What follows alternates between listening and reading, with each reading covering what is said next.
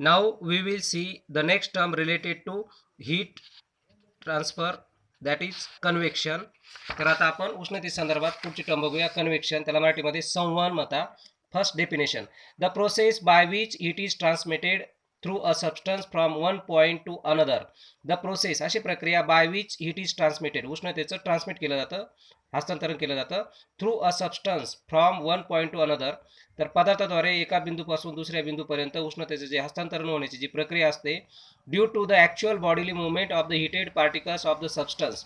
आणि यावेळेस काय होतं, तर ज्या पदार्थाला उष्णता दिली जाते त्याच्यामध्ये जे पार्टिकल्स आहे त्यांच्यामध्ये पण काय होतं, बॉडीली मुवमेंट म्हणजे हालचाल होते.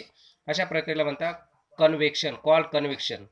Look at the process by which heat is transmitted. तर या कन्व्हेक्शन प्रोसेसद्वारे काय होतं, हीट ट्रान्समिट केले जाते through a substance from one point to another. तर एका पदार्थाद्वारे एका बिंदूपासून दुसऱ्या बिंदूपर्यंत, due to the actual bodily movement of the heated particles of the substance. सबस्टन्सच्या ज्या पार्टिकलला हीट केली जाते त्यांच्यामध्ये मुवमेंट तयार होते, आणि या ओव्हरऑल प्रोसेसला म्हणतात कॉल्ड कन्व्हेक्शन. या पूर्ण प्रोसेसला काय म्हणतात, convection. Heat is transmitted from one point to another by actually bodily movement of the heated molecules within the fluid. In liquid and gases, heat is transmitted by convection. तर liquid आणि गॅसमध्ये कन्व्हेक्शनद्वारे उष्णतेचं हस्तांतरण होतं. Because their molecules are quite free to move about. त्यांचे molecules काय असतात, फ्री होऊ शकता. The mechanism of heat transfer by convection in liquid and gases is describe below. तर गॅसियस आणि लिक्विड स्टेटमध्ये ज्या प्रकारे कन्व्हेक्शन प्रोसेस होते त्याचं मेकॅनिझम, यंत्रणा खाली दिलेली आहे. Consider water being heated in a vessel from below. तर समजा आपण एखाद्या भांड्याला आपण पाण्यात पाणी ठेवलं आणि त्याला खालून उष्णता दिली. The water at the bottom of the vessel is heated first. तर सुरुवातीला तळाच्या पाण्यात काय होईल, त्याला उष्णता लागेल. And consequently its density decreases. आणि त्याची घनता काय होईल, तर ती कमी होईल. That is water molecules at the bottom are separated further apart. तर ते वॉटर मॉलिक्युल्स काय होतील, दूर जातील. These heat molecules have high kinetic energy. आणि हे जे हॉट मॉलिक्युल्स आहे यांच्यामध्ये काय मोठ्या प्रमाणात उच्च गतिज ऊर्जा असणार आहे. And rise upward to cold region. आणि ते काय होतील, तर थंड प्रदेशाकडे, थंड भागाकडे वरती जातील. While the molecules from cold region come down to take their place. आणि जे वरचे थंड जे मॉलिक्युल्स आहे ती त्यांची जागा घ्यायला येतील. Thus each molecule at the bottom gets heated. अशा प्रकारे बॉटम म्हणजे तळाचा प्रत्येक मॉलिक्यूल काय होईल, हीट होईल, उष्ण होईल. And rises then cools and descends. आणि वर जाईल नंतर थंड होईल. This action sets up the flow of water molecules call convection current. या पूर्ण प्रोसेसला काय म्हणतात, convection current. The convection current transferred heat to the entire mass of water. आणि कन्व्हेक्शन करंट काय करतो, संपूर्ण पाण्यामध्ये उष्णतेचं हस्तांतरण करतो. Note that transfer of heat is by the bodily physical movement of the water molecule. तर वॉटर मॉलिक्यूलच्या मुवमेंटद्वारे ते होतं. अशा प्रकारे आपण बघितलं काय ते the mechanism of heat transfer by convection. तर काय होतं, सुरुवातीला वॉटर मॉलिक्यूल जे असतात सरफेसचे, बॉटमचे, ते हीट होता. त्यानंतर ते वरती जाता आणि पुन्हा कोल्ड मॉलिक्युल्स खाली येतात.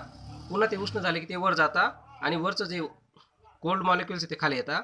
अशा प्रकारे पूर्ण प्रोसेस चालते. आणि हिलाच काय म्हणतात मग, दॅट इज कॉल्ड कन्व्हेक्शन. नाव let us see application of convection. First one, heating and cooling of rooms. Heating and cooling of rooms. The mechanism of heating a room by a heater is entirely based on the convection. हा, तर एखाद्या रूमला उष्ण करण्यासाठीचं जे हीटरद्वारे जी process असते ती कन्व्हेक्शनद्वारे होते. The air molecules in immediate contact with the heater are heated up. तर हीटरच्या संपर्कात येणार जे हवेचे मॉलिक्युल्स आहे ते सुरुवातीला उष्ण होता. These air molecules acquire sufficient energy and rise upward. आणि हे एअर मॉलिक्युल्स काय करतात, पुरेशी ऊर्जा धारण करतात आणि राईज अपवर्ड, वरच्या दिशेला जातात. The cool air at the top being denser moves down to take their place. आणि थंड हवा जी असते ती काय करते, त्यांची जागा घेण्यासाठी खाली येते. This cool air in turn gets heated and move upward. नंतर ही कूल एअर काय होते, हीट होते, ती पण गरम होते आणि नंतर वरती जाते. In this way convection currents are set up in the room. अशा प्रकारे कन्व्हेक्शन करंट रूममध्ये तयार होतो. म्हणजेच काय होतं, तर कोल्ड एअर खाली येते, मग ती काय होते, वॉर्म होते आणि पुन्हा वरती जाते. आणि राहिलेली कोल्ड एअर पुन्हा खाली येते, पुन्हा ती वॉर्म होते. अशा प्रकारे तो करंट तयार होतो. The same principle but in opposite direction is use to cool a room by an air conditioner. Air कंडिशनरद्वारे रूम कूल करण्यासाठी अपोजिट रूल वापरला जातो आणि वॉर्म करण्यासाठी काय ते heating and cooling of rooms अशा प्रकारे दोन यूज केले जातात. त्यानंतर सेकंड कूलिंग ऑफ ट्रान्सफॉर्मर्स. आता बघितलं त्याच्या opposite. Due to current flowing in the windings of the transformer enormous heat is produce. तर काय मोठ्या प्रमाणात ट्रान्सफॉर्मर काय होतं उष्णता तयार होते. Therefore transformer is always kept in a tank containing oil. म्हणून ट्रान्सफॉर्मर नेहमी आपल्याला अशा टाकीत ठेवावा लागतो ज्यामध्ये ऑइल असणार आहे. The oil in contact with transformer body heat up. तर ट्रान्सफॉर्मर बॉडीच्या संपर्कात येणारे जे ऑइल आहे ते काय होतं हीट अप उष्णता होतं त्यामध्ये क्रिएटिंग कन्व्हेक्शन करंट आणि त्याच्यामध्ये कन्व्हेक्शन करंट तयार होतं. The warm oil comes in contact with cooler tank आणि मग हे उष्णतेचे तेल आहे ते काय होतं थंड टाकीच्या संपर्कात येतं. गिव्ज हीट टू इट त्याला उष्णता देतं and descends to the bottom आणि पुन्हा बॉटमला येतं.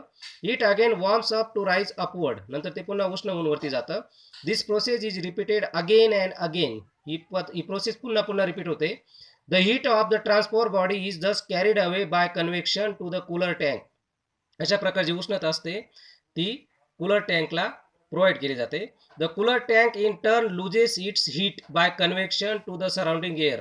आणि कूलर टँक काय करते आपली जी उष्णता ती गमावते का कारण परिसराची जी हवा आहे ती हीट कॅप्चर करते. In this way we see convection. What is convection? The transfer of heat by circulation or movement of the heated parts of a liquid or a gas is called convection. The transfer of heat by circulation of movement of the heated parts of a liquid or gas is called convection. Application of convection. We see three application of convection. Heating and cooling of rooms. Second, cooling of transformer.